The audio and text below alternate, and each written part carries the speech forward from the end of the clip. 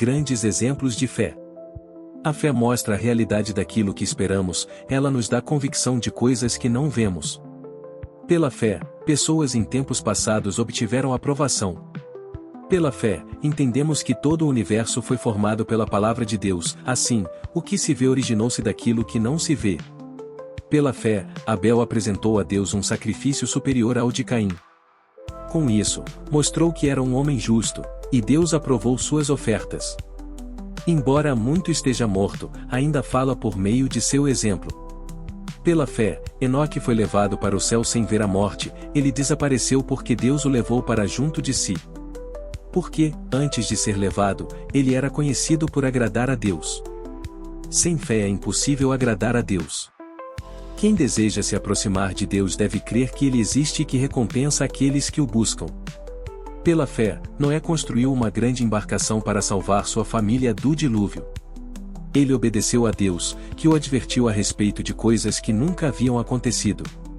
Pela fé, condenou o resto do mundo e recebeu a justiça que vem por meio da fé.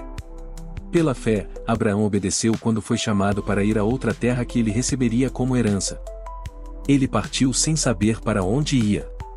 E, mesmo quando chegou à terra que lhe havia sido prometida, viveu ali pela fé, pois era como estrangeiro, morando em tendas. Assim também fizeram Isaque e Jacó, que herdaram a mesma promessa.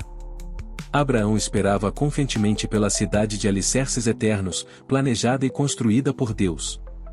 Pela fé, até mesmo Sara, embora estéril e idosa, pôde ter um filho. Ela creu que Deus era fiel para cumprir sua promessa. E, assim, uma nação inteira veio desse homem velho e sem vigor, uma nação numerosa como as estrelas do céu e incontável como a areia da praia. Todos eles morreram na fé e, embora não tenham recebido todas as coisas que lhes foram prometidas, as avistaram de longe e de bom grado as aceitaram. Reconheceram que eram estrangeiros e peregrinos neste mundo. Evidentemente, quem fala desse modo espera ter sua própria pátria. Se quisessem, poderiam ter voltado à terra de onde saíram. Mas buscavam uma pátria superior, um lar celestial. Por isso Deus não se envergonha de ser chamado o Deus deles, pois lhes preparou uma cidade. Pela fé, Abraão, ao ser posto à prova, ofereceu Isaque como sacrifício. Abraão, que havia recebido as promessas, estava disposto a sacrificar seu único filho. Embora Deus lhe tivesse dito: Isaque é o filho de quem depende sua descendência. Concluiu que, se Isaque morresse, Deus tinha poder para trazê-lo de volta à vida. E, em certo sentido, recebeu seu filho de volta dos mortos. Pela fé, Isaque prometeu bênçãos para o futuro de seus filhos, Jacó e Esaú. Pela fé, Jacó, prestes a morrer, abençoou cada um dos filhos de José e se curvou para adorar, apoiado em seu cajado. Pela fé, José, no fim da vida, declarou com toda a confiança que os israelitas deixariam o Egito e deu ordens para que cuidassem de seus ossos. Pela fé, os pais de Moisés o esconderam por 3 meses tão logo ele nasceu, pois viram que a criança era linda e não tiveram medo de desobedecer ao decreto do rei. Pela fé, Moisés, já adulto, recusou ser chamado filho da filha do faraó. Preferindo ser maltratado junto com o povo de Deus a aproveitar os prazeres transitórios do pecado. Considerou melhor sofrer por causa do Cristo do que possuir os tesouros do Egito, pois tinha em vista sua grande recompensa. Pela fé, saiu do Egito sem medo da ira do rei e prosseguiu sem vacilar, como quem vê aquele que é invisível. Pela fé, ordenou que o povo de Israel celebrasse a Páscoa e aspergisse com sangue os batentes das portas, para que o anjo da morte não matasse seus filhos mais velhos. Pela fé, o povo de Israel atravessou o Mar Vermelho, como se estivesse em terra seca. Quando os egípcios tentaram segui-los, morreram todos afogados. Pela fé, o povo marchou ao redor de Jericó durante 7 dias, e suas muralhas caíram. Pela fé, a prostituta Raabe não foi morta com os habitantes de sua cidade que se recusaram a obedecer, pois ela acolheu em paz os espiões. Quanto mais preciso dizer? Levaria muito tempo para falar sobre a fé que Gideão, Baraque, Sansão, Jefté, Davi, Samuel e os profetas tiveram. Pela fé, eles conquistaram reinos, governaram com justiça e receberam promessas. Fecharam a boca de leões. Apagaram chamas de fogo e escaparam de morrer pela espada. Sua fraqueza foi transformada em força.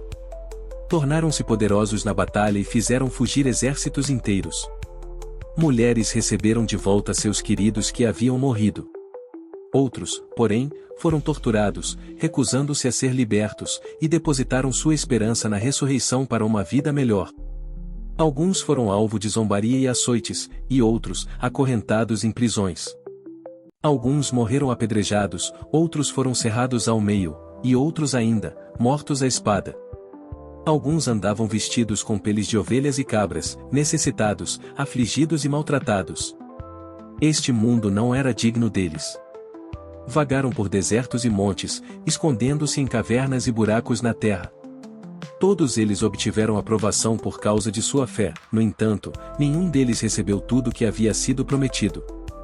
Pois Deus tinha algo melhor preparado para nós, de modo que, sem nós, eles não chegassem à perfeição. Hebreus 11. 1 ao 40. A disciplina de Deus comprova seu amor. Portanto, uma vez que estamos rodeados de tão grande multidão de testemunhas, livremo-nos de todo o peso que nos torna vagarosos e do pecado que nos atrapalha, e corramos com perseverança a corrida que foi posta diante de nós. Mantenhamos o olhar firme em Jesus, o líder e aperfeiçoador de nossa fé. Por causa da alegria que o esperava, ele suportou a cruz sem se importar com a vergonha. Agora ele está sentado no lugar de honra à direita do trono de Deus. Pensem em toda a hostilidade que ele suportou dos pecadores, desse modo, vocês não ficarão cansados nem desanimados. Afinal, ainda não chegaram a arriscar a vida na luta contra o pecado. Acaso vocês se esqueceram das palavras de ânimo que Deus lhes dirigiu como filhos dele? Ele disse: Meu filho, não despreze a disciplina do Senhor, não desanime quando ele o corrigir. Pois o Senhor disciplina quem ele ama e castiga todo aquele que aceita como filho. Enquanto suportam essa disciplina de Deus, lembrem-se de que ele os trata como filhos. Quem já ouviu falar de um filho que nunca foi disciplinado pelo pai?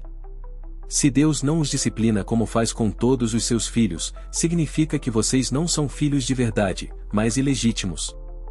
Uma vez que respeitávamos nossos pais terrenos que nos disciplinavam, não devemos nos submeter ainda mais à disciplina do Pai de nosso espírito e, assim, obter vida? Pois nossos pais nos disciplinaram por alguns anos como julgaram melhor, mas a disciplina de Deus é sempre para o nosso bem, a fim de que participemos de sua santidade.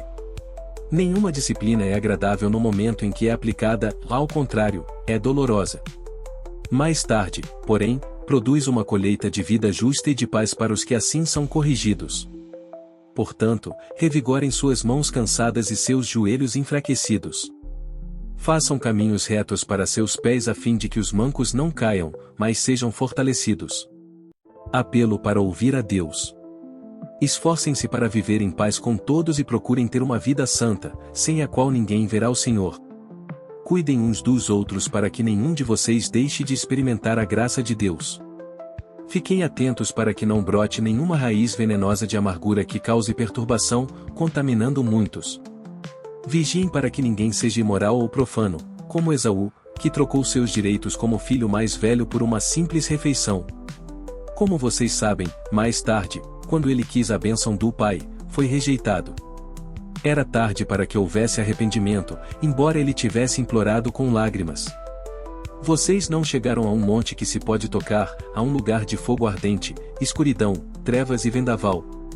Ao toque da trombeta e a voz tão terrível que aqueles que a ouviram suplicaram que nada mais lhes fosse dito.